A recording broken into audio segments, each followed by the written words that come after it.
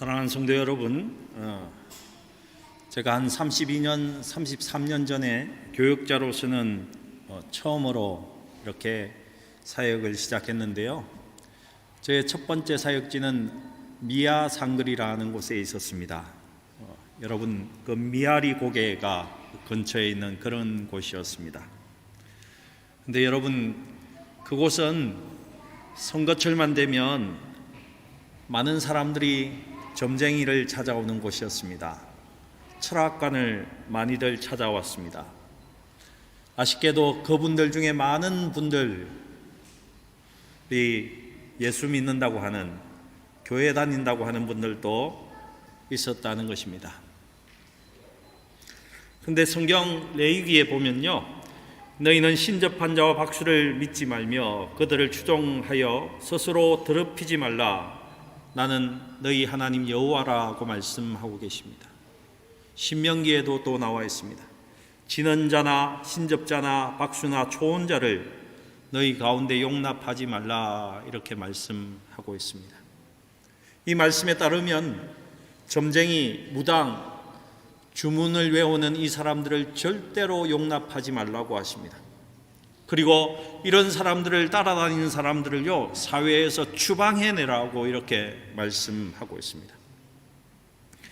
그런데 오늘 이스라엘의 왕인 사울 왕이 엔돌에 있는 신접한 여인을 찾아갑니다. 사울이 갈 때까지 간 것입니다. 사울은 사무엘상 31장에 블레셋과의 전쟁에서 죽음을 맞이합니다. 그런데 오늘 28장에서 이 신접한 여인을 찾아갔습니다. 블레셋 전쟁에서 죽었지만 이미 그는 영적으로는 죽어버린 사람이었다는 것입니다. 사울은요, 이스라엘 사람들이, 특별히 왕은 절대로 이런 여인, 신접한 여인을 찾아가서는 안 됐다는 것을 분명히 알고 있는 사람이었습니다. 그런데도 그가 찾아갔다는 것입니다. 여러분 가운데 재미삼아서 별자리 점을 치고 토정 비결을 보고 궁합을 보고 타로 카드로 점을 치고 손금 보기도 하고 분신사바놀이를 하면서 귀신을 불러들이는 그런 행동을 하시는 분들이 계실 것입니다. 재미삼아서. 네, 그런 행위는요, 영적으로 대단히 무지한 사람이라는 것입니다. 이 세상에는 세 가지 영이 있다고 합니다. 첫 번째는 인간의 영이 있고요, 두 번째로는 마귀의 영이 있고, 마지막 하나가 하나님의 영, 성령이 있다고 합니다.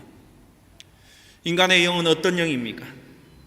전혀 종교가 없는 사람 가운데도 타고나기를 영적으로 민감한 사람이 있습니다. 일반적으로 남자보다는 여자가 더 영적으로 민감하다고 합니다. 하지만 남녀를 불문하고 영적으로 감동을 잘 받고 남을 설득을 잘하는 사람들이 있습니다. 사기꾼들이 대부분 이 인간의 영을 가지고 장난을 치는 사람이 많습니다. 사기꾼들을 보십시오. 우리가 제정신일 때는 절대로 넘어가지 않을 이야기인데도 불구하고 그 사람들이 이야기하면 어떻습니까? 감동이 됩니다. 곧 뭔가 이루어질 것 같습니다. 나에게 전혀 불필요한 일, 그런 물건들도 얼마나 잘 파는지 모릅니다. 인간의 영으로 가득 찬 사람입니다. 그런데 본래 인간의 영은요, 하나님의 영과 교제하도록 이렇게 만들어졌다는 거 여러분 아시죠? 인간의 영은요, 하나님께서 창조하실 때에 하나님의 영을 담는 그릇으로 이렇게 창조하셨다는 것입니다. 그런데 하나님의 영과 교제 없이 인간의 영이 강할 때 이 영적인 사람은, 그런 능력을 가진 사람은요, 다른 사람을 꿰고 호리는 그런 도구로 사용될 수 있다는 것입니다. 역사상 히틀러는 그 인간의 영이 아주 강한 사람이었다고 말을 합니다. 여러분, 히틀러를 반대하는 사람들은요, 그와 30분만 대화를 나누고 나면 30분 후에는 그를 열렬히 추종하는 추종자로 바뀌었다는 것입니다. 인간의 영이 강한 사람도 그런 일을 할 수 있다는 것입니다. 두 번째로 마귀의 영입니다. 사탄의 영이기도 합니다. 무당들이 표현하는 대로 하면요, 몸주입니다. 그들의 몸주가 되는 영이라는 것입니다. 마귀의 영을 인간의 영에 강하게 담는 사람들을 우리는 무당이라고 표현합니다. 영매자, 점쟁이라고 이렇게 말을 하죠. 우리나라에는요, 그런 사람을 인간 문화재로 지정해서 이렇게 높이는 그런 문화를 갖고 있습니다. 인간 문화재로 지정된 김금화 무당이라는 자가 있습니다. 후암 정사를 운영하며 죽은 귀신을 불러와 소위 구명시식을 하는 차길진 법사, 그런 사람이 마귀의 영에 잡힌 사람들인 것입니다. 이 사람들은 인간의 영 위에 마귀의 영을 받았기에 다른 사람들보다요 영적으로 무언가 탁월한 것처럼 이렇게 보입니다. 마귀의 영을 강하게 받고 또 받기를 사모하는 사람들은 또한 평범한 사람들의 재물과 시간을 농락하기도 합니다. 그래서 여러분 알다시피 우리나라의 그 기업을 하시는 분들은 면접을 볼 때에 점쟁이를 옆에 두고 보는 분들이 많습니다. 사업을 계획하고 시작할 때에 점쟁이의 그 이야기를 듣고 하는 분들이 많다는 것입니다. 예수 믿는다고 버젓이 이야기하면서도 내 관상은 왕이 될 관상이냐고 묻는 그런 사람들도 많이 있다는 것입니다. 사실은 이 사람들은 무섭지만요 마귀의 자식들입니다. 결국 자기 자신도 심판받게 되고 남도 심판받는 곳으로 끌고 들어가는 사람들이라는 것입니다. 세 번째로 하나님의 영, 성령을 우리는 알고 있습니다.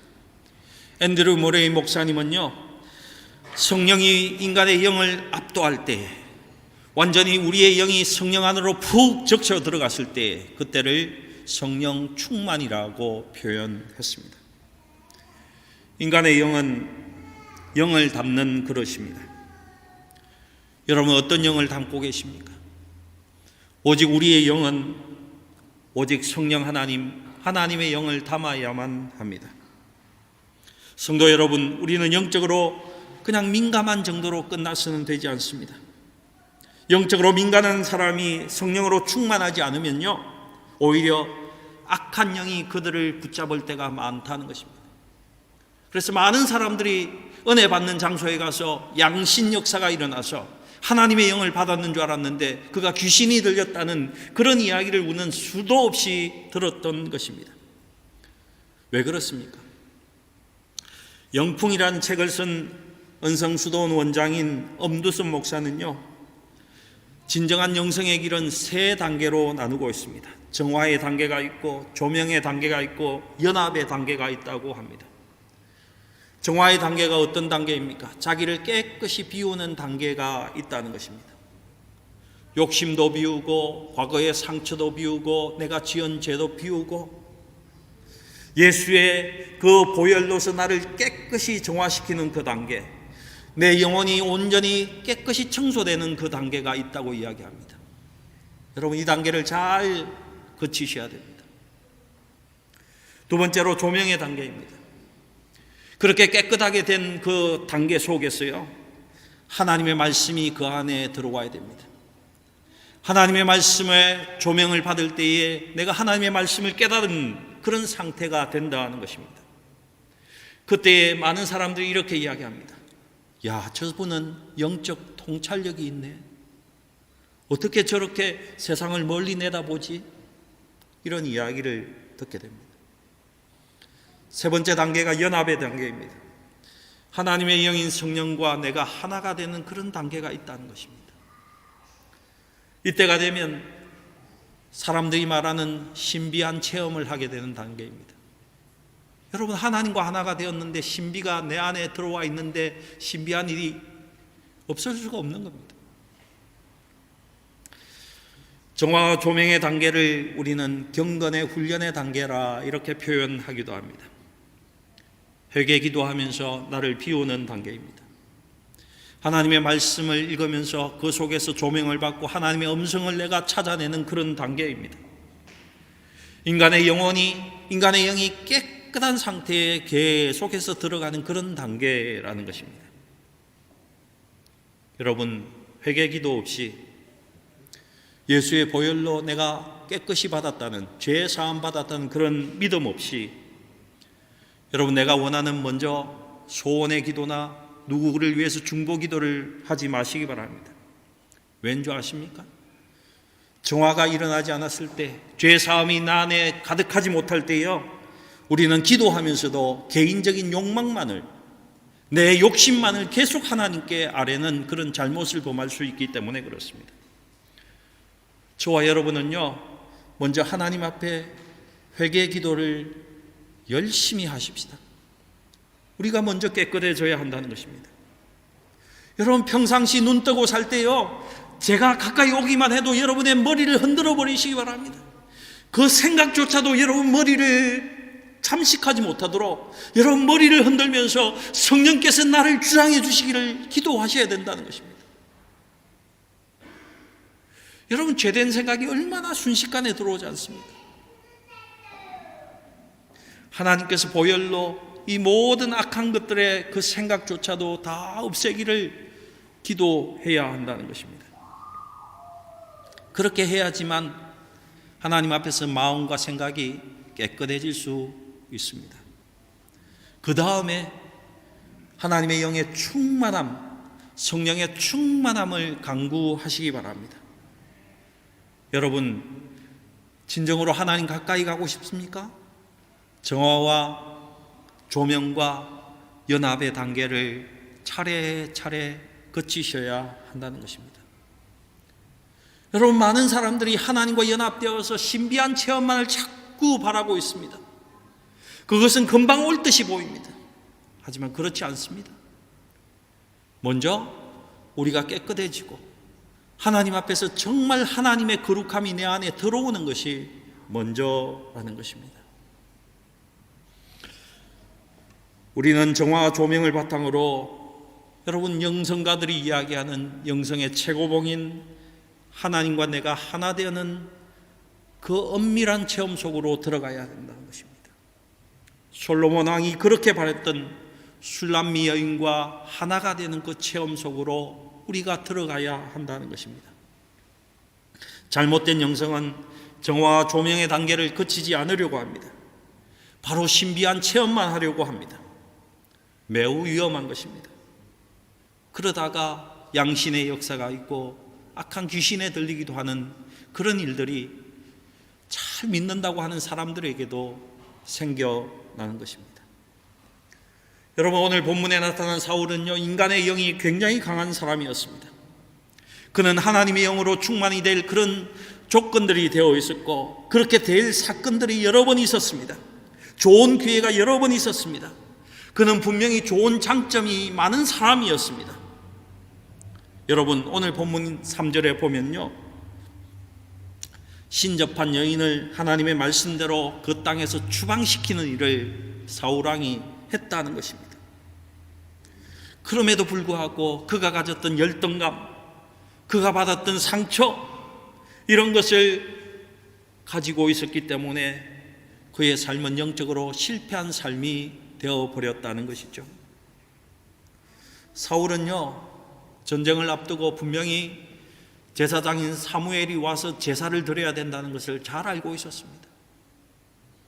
분명히 알고 있었습니다. 근데 사무엘이 나이가 들어서 그 걸음이 좁아지니까 어떻습니까? 시간 내에는 왔지만은 사울왕이 볼 때는 자꾸 늦어지는 것입니다. 여러분, 한번 생각해 보십시오.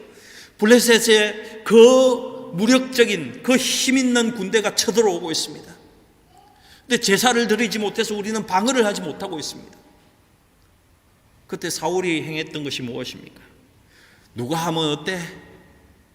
아무렇게나 해도 하나님께서 함께 하시겠지, 이런 마음을 가지고 자기가 제사를 드렸다는 것입니다. 하나님의 말씀에 있는 대로가 아닌 자기 멋대로 해버렸다는 것입니다. 사울은요, 하나님의 말씀보다도 사람의 말에, 자기 감정에, 자기 생각에 더 무게 중심을 둔 그런 사람이었다는 것입니다. 마찬가지의 일이 또 언제 있었습니까? 아말렉을 진멸하라고 하셨는데 아말렉을 다 진멸하지 않고 살려두었습니다. 욕심과 열등감에서 오는 교만 때문이었습니다. 사랑하는 성도 여러분, 하나님 앞에서 나를 낮추고 닦지 않으면 사람들이 지금 나에게 뭐라고 이야기하고 있는가? 사람들이 나를 어떻게 평가할 건가? 사람들이 나를 보고 일을 잘한다고 할까? 이런 데 더 관심을 가지게 된다는 것입니다. 그런데 관심을 가지다 보면 내 자신은 언젠가 매몰되어 버리고 마치 그 사람들이 하는 말에 도취되어서 내가 마치 예수님인 것처럼, 내가 하나님인 것처럼 그렇게 착각 속에 일을 하고 살아가게 된다는 것을 기억하시기 바랍니다. 그럼 그것이 교만입니다. 교만은 패망의 선봉이라고 하지 않았습니까? 사울은요, 이미 왕권이 자기에게서 떠나서 다윗에게 갔다는 것을 알고 있었습니다. 순종하지 않았습니다. 더욱더 날뛰면서 다윗을 죽이면 자기의 왕권이 지속될 것이라는 착각 속에서 창을 던지고 군사를 풀어서 그를 잡기에 정말 최선을 다하는 그런 모습을 성경은 그리고 있습니다. 다윗은요, 유다 자손인 것을 사울은 알고 있었습니다. 성경이 면면히 이야기하고 하나님께서 계속해서 이야기했던 유다 자손 가운데에서 하나님의 복의 근원이 된다는 것을 알고 있었습니다. 유다 족속 가운데서 왕권이 이루어질 것을 알고 있었습니다. 그는 그의 왕권을 포기하지 못했습니다. 하나님의 뜻을 어겨보겠노라고, 하나님의 섭리를 내가 바꾸어 보겠노라고 열심히 쫓아다니면서 그 열등감을 드러내며 살았던 사람이 사울인데, 그러므로서 그는 계속해서 하나님 앞에서 실수를 반복하는 그런 인생이 되었다는 것입니다. 한마디로 그의 인생을 이야기하면요, 계속해서 하나님에게서 멀어지는 삶이었습니다. 계속해서 하나님과 관계가 없는 삶 속으로 들어간 사람이었다는 것입니다. 하나님의 반대편으로 쫓아가는 그런 인생을 산 사람이 사울입니다. 그런 상태에서 블레셋 군대와 다시 전쟁하게 되었습니다. 사울도 인간의 영이 발달한 사람이었기 때문에 굉장히 불길한 예감이 들었습니다. 하나님께 물어보았습니다. 그는 굉장히 두려워했다고 5절을 보면 나타나 있습니다. 두려워서 그의 마음이 크게 떨리고 있다고 말했습니다. 인간의 영이 작동해도요, 뭔가 불길한 것이 온다는 것을 안다는 것입니다. 내가 뭔가 지금 불안하다, 이것을 알았습니다. 그래서 하나님께 물었습니다. 근데 6절에 보니까 하나님이 대답하지 않았습니다. 우림으로도 꿈으로도 선지자로도 대답하지 않았다는 것입니다. 근데 성경을 보시면 그가 한 번밖에 묻지 않았습니다. 한 번밖에 기도하지 않았다는 것입니다. 여러분, 하나님께 묻는다는 것이 어떤 뜻입니까? 하나님께 기도하는 것이 어떤 것입니까? 한 번만 묻고 치우는 것입니까? 그런 것이 아니라는 것입니다. 저는 그 예를 1930년대 한국의 유명한 부흥사였던 이용도 목사의 회신기에서 찾아봅니다. 이용도 목사는 이렇게 고백하고 있습니다. 나는 신학교를 다녔다. 하지만 하나님을 찾을 수가 없었다. 나는 애쓴 때가 있었지만 하나님을 결코 만날 수가 없었다. 예배당에 가면 언제나 목사가 하는 설교를 비평이나 하고 앉아 있었다. 좀 예배만 빨리 끝나기를 늘 기다리는 그런 존재였다. 학교에 가서도 신학을 배우면서도 이것이 곧 끝나기만을 바라던 그런 시간을 보내고 있었다. 그러다가 내가 하나님을 만나보기로 결심을 했다. 내가 하나님을 만나든지 아니면 그냥 죽어버리든지 사생결단을 내어야 되겠다는 생각을 했다. 하나님을 만나지 않으면 내가 목사로서, 목회자로서 어떤 것도 말할 수도 없고 전할 것이 없었기 때문이다. 나는 매일 하나님을 찾았다. 그러나 하나님은 만나볼 수도 없었고 내 마음은 더욱더 답답해지기만 했다. 나는 정말 죽고 싶었다. 나는 하나님을 끝까지 찾다가 난 죽어도 좋다는 그런 마음으로 계속 하나님 앞에서 기도했다. 이 기도의 환경을 보면요, 그가 어느 호수의 얼음 위에서, 얼어붙은 그 호수 위에서, 얼음 위에서 기도했다고 되어 있습니다. 나는 하나님을 찾다가 그냥 죽어도 좋다는 마음으로 끝까지 기도했다. 갑자기 내 영안에 하나님의 광명이 한 줄기 빛으로 찾아오셨다. 그 광명은 생명과 소망과 기쁨과 힘의 빛이었다. 하나님은 공간과 시간을 초월하신 실제이기 때문에 공간과 시간의 세계에 속한 우리의 피부로나 육으로는 찾을 수 없지만은 내 영안에서 하나님을 만날 수 있었다. 그는 하나님을 만나게 되었던 것입니다. 여러분, 하나님 만나고 싶습니까? 여러분, 평생에 내가 예수 믿으면서 하나님 한 번 정도는 만나야 되지 않겠나? 그런 생각하고 계십니까? 여러분, 그런 마음이 있다면요, 하나님이 살아계신다고 가정이라도 해놓고 한번 끝까지 한번 매어 달려보시기 바랍니다. 무한한 자비의 하나님을 기도하고 바라면서 끝까지 한번 내가 죽으리라 하는 그 마음을 가지고, 하나님 찾아오시지 않으면 나는 이제 인생 마감하겠다는 그런 마음을 가지고 한번 찾아보시라는 것입니다. 하나님 나를 만나주시지 않으면 나는 이 자리에서 죽겠습니다. 이것이 묻는 것입니다. 왜 이것이 묻는 것입니까? 저나 여러분이나 하나님을 찾을 때는요, 제일 끝이라는 거 아닙니까? 최종적으로 내가 어떤 해답도 없을 때 하나님을 찾게 되는 거 아닙니까? 근데 거기서 물러갈 것이 어디 있습니까? 내가 죽든지 하나님을 만나든지 결단을 내려야죠. 수넴 여인이 그의 아들이 죽었을 때에 엘리사에게 찾아왔을 때요, 그 여인은 떠나지 않았습니다. 일어나지 않았습니다. 엘리사가 게하시를 보내서 가라고 해도 그는 떠나지 않았습니다. 내가 하나님께 맹세하건대 하나님이 내게 응답하시기 전까지는 나는 일어날 수가 없습니다. 이 자세가 하나님께 묻고 기도하는 것입니다. 여러분, 이것이 또한 성경이 말하는 참된 기도의 자세이기도 한 것입니다. 나의 전 존재가 다 뒤집어지는 것처럼 내 속에 새로운 하나님의 형질이 완전히 바뀔 때까지 하나님 앞에 엎드리고 그를 찾는 것입니다. 이것이 하나님께 묻고 기도하는 것입니다.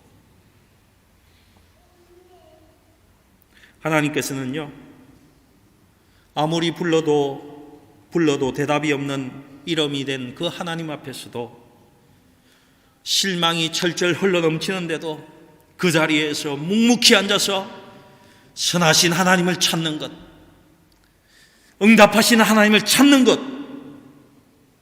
그것이 기도이고, 그때에야 하나님은 우리에게 응답하시는 것입니다. 사울은 하나님께 한 번밖에 묻지 않았습니다. 그리고 어디를 찾아갔습니까? 신접한 여인을 찾아가 버렸습니다. 여러분, 사울의 이름의 뜻 가운데는요, 묻는 자라는 그런 의미를 담고 있습니다. 이름값도 못했다는 것입니다. 여러분, 우리가 이름값 정도는 하고 살아야 되지 않겠습니까? 사울은 물어보아야 할 분에게 계속 묻지 못했습니다. 듣지 말아야 할 말을 그는 계속 들었습니다. 여러분, 이것이 사울의 죄입니다. 사울은요, 하나님 앞에서 영매자나 무당을 쫓아내는 법을 만들었던 사람이었습니다. 하지만 그가 스스로 그것을 무너뜨려 버렸습니다. 여러분, 이것이 사울의 약점이고 우리의 약점이지 않습니까? 상황에 따라서, 형편에 따라서 신앙을 팔아먹는 기회주의자적인 태도를 사울도 갖고 있고 우리도 갖고 있지 않습니까? 사울을 불러 올리기를 그가 여인에게 요청했습니다. 여러분, 이 본문을 보면 많은 사람들의 관심은 신접한 여인이 불러 올린 사람이 진짜 사무엘인가 아닌가에 관심이 많습니다. 진짜 사무엘이 맞는가? 아니면 사무엘의 탈을 쓴 귀신인가? 여러분은 누구라고 생각하십니까? 저는 예전에도 이 본문을 설교할 때 이 사무엘의 탈을 쓴 귀신이라고 설교한 적도 있습니다. 그래서 오늘 이 설교를 준비하면서 최근에 나온 주석류 7, 8가지를 최근의 주석들을 살펴보고요, 또 전통적인 주석도 살펴보았습니다. 그리고 원문을 깊이 살펴보면서 기도하면서 무엇이 정확한 것인가, 내가 어떻게 말씀을 전해야 될 것인가에 대해서 살펴보았습니다. 저는 그리고 이렇게 결론을 내렸습니다. 본문에 나온 사무엘인 귀신이 사무엘의 모습으로 나타난 것이 아니라 진짜 사무엘이구나, 이런 결론에 도달했다는 것입니다.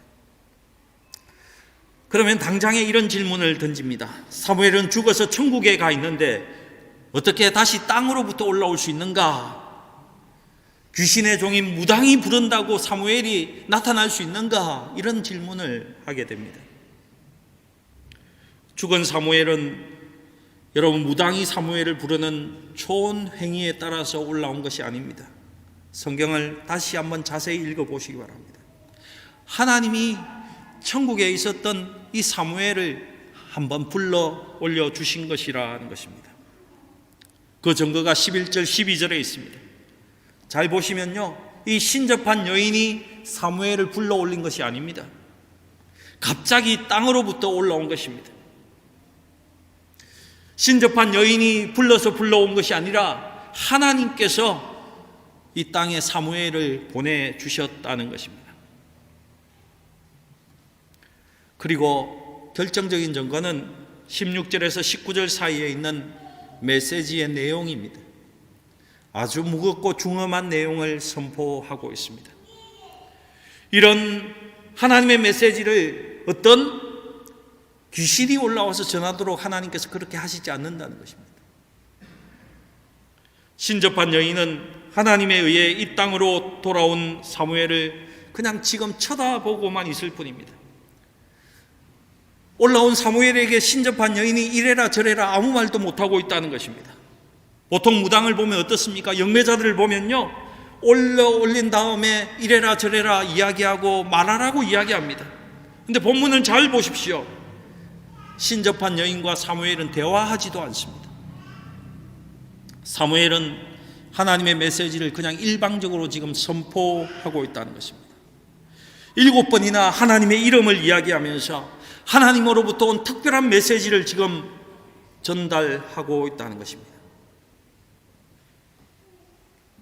마가복음 9장 4절에 보면요, 이미 죽었던 구약의 두 사람을 예수님이 만나는 장면이 나옵니다. 엘리야와 모세를 만나는 변화산상의 그 체험을 이야기하고 있습니다.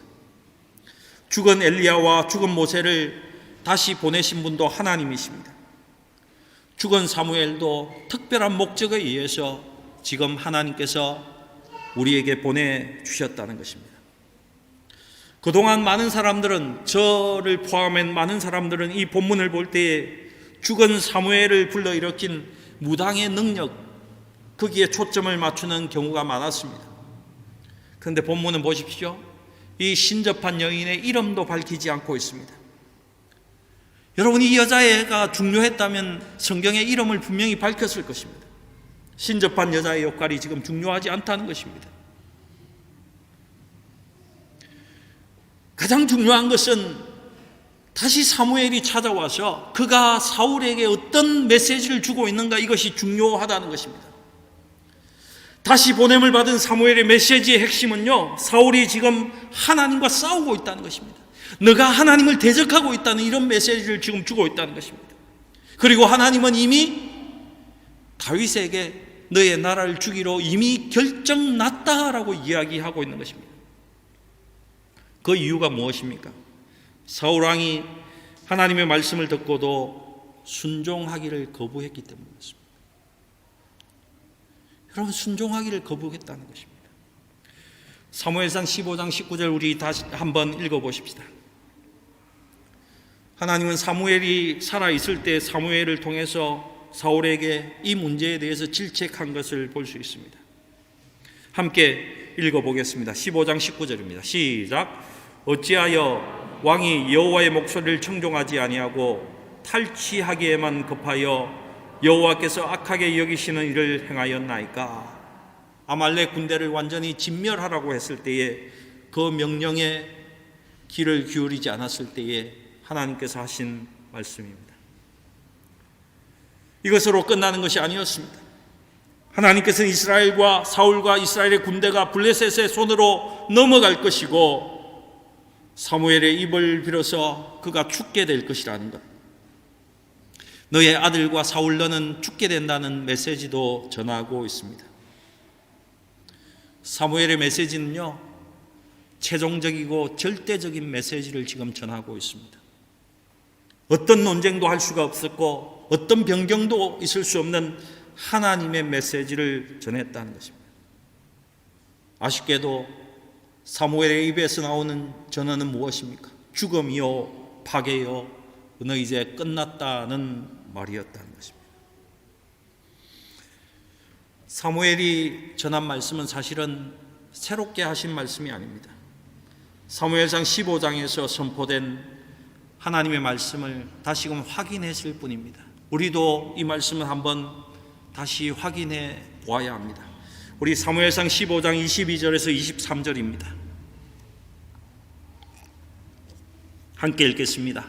시작.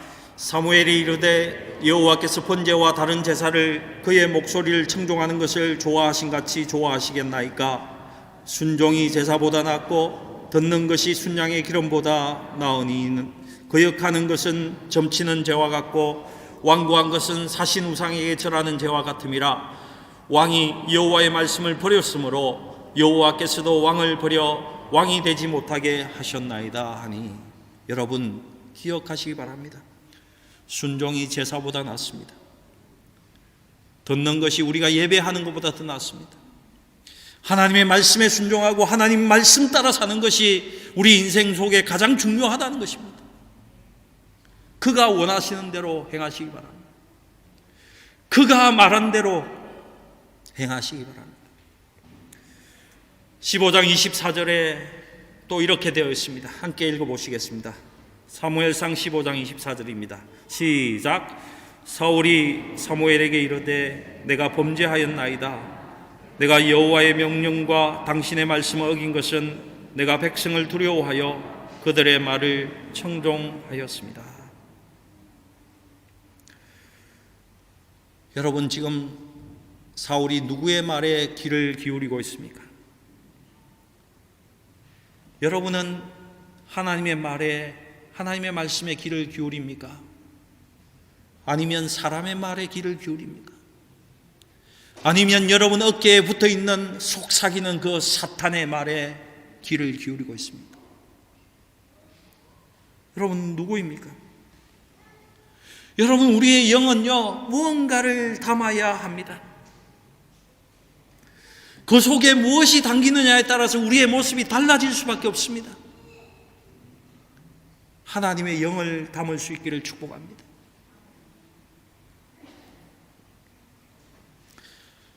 사울은요, 끝까지 사람의 말에 귀를 기울입니다. 여러분 계속해서 쭉 보시면요, 사울은 사무엘의 말 때문에 두려움에 떨며 기력을 다해서 하루 종일 밤낮 아무것도 먹지 못하고 있었습니다. 어떻게 보면요, 그 시간은 하나님께서 주신 마지막 회개의 기회였을 것입니다. 근데 사울이 그 기회조차도 인간의 말을 들었기에 다 날려버립니다. 신접한 여인과 그 신하들이 뭐라고 합니다. 이러시면 안 됩니다. 제가 밥을 했으니까 밥 좀 먹으십시오. 밥 좀 드시죠. 이 말에 어떡합니까? 처음에는 아니요, 제가 하나님 앞에 있어야 됩니다. 하나님 앞에 내 모습을 보아야 됩니다. 이렇게 했지만 어떻습니까? 곧 그 인간의 말에 솔깃해서 마지막 그의 인생의 마지막 식사를 하게 됩니다. 여러분, 그 식사를 하면서 마음이 평안했겠습니까? 여러분, 예수님은 평생을 하나님의 말씀에 순종하다가 살았기 때문에 그의 최후의 만찬이 아주 경랑 속에서 어려움 속에 진행되고 있었지만은 죽음을 앞둔 식사였지만 어떻습니까? 그의 마지막 식사는 평안 가운데에, 하나님의 평안이 넘치는 가운데에 행해질 수 있었습니다. 하지만 사울은 달랐습니다. 맛있는 것인 줄은 모르지만은 근심과 걱정 가운데 그의 식사를 하고 있다는 것입니다. 왜요? 불순종했기 때문에. 하나님의 말씀에 불순종했기 때문에 불안과 긴장 속에서 그의 인생의 마지막 식사를 할 수밖에 없었습니다. 그는 철저하게 하나님 말씀을 기울이지 않습니다. 너 블레셋 전쟁에 나가면 너도 죽을 것이고 너의 아들들도 죽을 것이란 그 말을 하나님이 분명히 했는데도 불구하고 그가 전쟁터로 나가고 있습니다. 그는 죽는 날까지 하나님의 말씀을 우습게 여기면서 그의 말씀에 귀 기울이지 않고 그냥 인간의 말에, 인간의 생각에, 인간이 뭐라고 하고 있는지에 더 관심이 많았다는 것입니다. 그는 결국에는 길보아 산에서 죽고 말았습니다.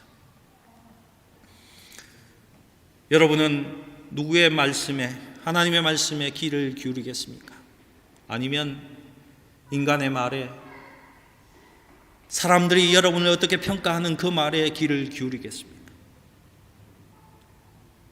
여러분 영안에 무엇을 담느냐에 따라서 우리의 인생은 결정되게 되어 있습니다. 우리가 얼만큼 하나님께 순종하느냐에 따라서 우리의 인생은 하나님께 영광을 돌릴 수도 있고 인생의 저주받은 인생의 모습으로 살아갈 수도 있습니다. 누가 장담할 수 있겠습니까? 그죠? 지금 이 시대에 여러분 인생을 누가 장담할 수 있겠습니까? 코로나가 끝나가지만요, 여러분 앞으로 인생이 어떻게 될지 여러분 알고 계십니까? 코로나가 끝나가니까 전쟁이 찾아오고, 전쟁이 끝나면 기근이 찾아올 것입니다. 여러분, 한국 교회에 60% 이상의 성도가 감소한 교회가 많다고 합니다.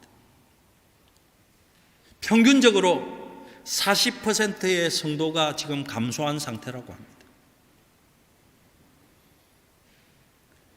무척이나 어려운 시기를 지나가고 있습니다. 선교지의 물가는 굉장히 올랐습니다. 여러분, 우리는 그래도 잘 사는 나라에 사니까 엔겔 지수가 낮지 않아요. 그래서 식량이 그렇게 뛰어가지고 우리 삶에 그렇게 큰 영향을 끼치는지 사실은 우리가 피부로 잘 알지 못해요. 하지만 제3세계 못 사는 나라, 정말 식량이 그들의 수입의 80%, 70%를 찾아가는 그 나라는요, 살값이 $100 하다가 $900가 되는 그런 시기를 지금 살아가고 있습니다. 살 수가 없는 그 시대에 지금 우리가 견디면서 살아가고 있다는 것입니다. 어려운 시기입니다. 하나님은 우리를 사랑하고 계십니다. 그 하나님 앞에 우리 다시금 돌이키고 그 하나님 앞에 순종할 수 있기를 축복합니다. 여러분, 그 길만이 우리의 생이 살 수 있는 길이고요, 그 길만이 함부로 그 열린문 교회가 하나님 앞에서 우뚝 설 수 있는 교회입니다. 영적인 자부심을 가지고 하나님 앞에 설 수 있는 것을 택하실 수 있기를 축복합니다. 저는 여러분에게 부탁합니다. 여러분, 저와 여러분은 하나님의 말씀에만 순종할 수 있기를 축복합니다. 말씀에만 순종. 왜요? 제가 왜 이렇게 간절히 부탁드립니까? 하나님의 말씀에 순종할 때만 우리에게 소망이 있습니다. 인간의 말을 들을 때는요, 소망 없습니다. 말씀에만 순종할 수 있기를 축복합니다. 우리 마지막으로 성경 시편 95편 6절에서 11절 말씀 함께 읽고 말씀을 마치겠습니다. 시편 95편 6절에서 11절입니다. 함께 읽겠습니다. 시작. 오라, 우리가 굽혀 경배하며 우리를 지으신 여호와 앞에 무릎을 꿇자. 그는 우리의 하나님이시여 우리는 그가 기르시는 백성이며 그의 손이 돌보시는 양이기 때문이라. 너희가 오늘 그의 음성을 듣거든 너희는 머리바에서와 같이 또 광야의 마사에서 지냈던 날과 같이 너희 마음을 완악하게 하지 말지어다. 그때에 너희 조상들이 내가 행한 일을 보고서도 나를 시험하고 조사하였도다. 내가 40년 동안 그 세대로 말미암아 근심하여 이르기를 그들은 마음이 미혹된 백성이라 내 길을 알지 못한다 하였도다. 그러므로 내가 노하여 맹세하기를 그들은 내 안식에 들어오지 못하리라 하였도다. 아멘. 여러분, 하나님께만 무릎 꿇을 수 있기를 축복합니다. 회개하고 정화가 되어서 하나님의 말씀의 조명을 받으십시다. 그리고 그 말씀의 조명을 받아서 하나님과 하나가 되어서 오직 하나님의 말씀에 귀를 기울이고 그 하나님의 음성에 뒤따라가는 그 말씀대로 순종하는, 그래서 하나님이 주시는 미래를 누릴 수 있기를, 하나님이 주시는 그 아름다운 하나님의 영광을 볼 수 있기를 우리 구주 예수님의 이름으로 축복합니다. 기도하시겠습니다. 전능하신 하나님 감사합니다. 우리와 늘 함께 하셔서 감사합니다. 하지만 우리는 하나님이 없는 것처럼 살기도 했고 하나님이 내게 말씀하지 않는 것처럼 살았습니다. 하나님, 회개하오니 용서해 주시고 이제는 오직 하나님의 말씀과 그 하나님의 주시는 은총과 그 기쁨 속에서 믿음으로 살아갈 수 있도록 우리 온 성도들을 축복하여 주시옵소서. 하나님께 감사드리며 우리 구주 예수님의 이름으로 기도드리옵나이다. 아멘.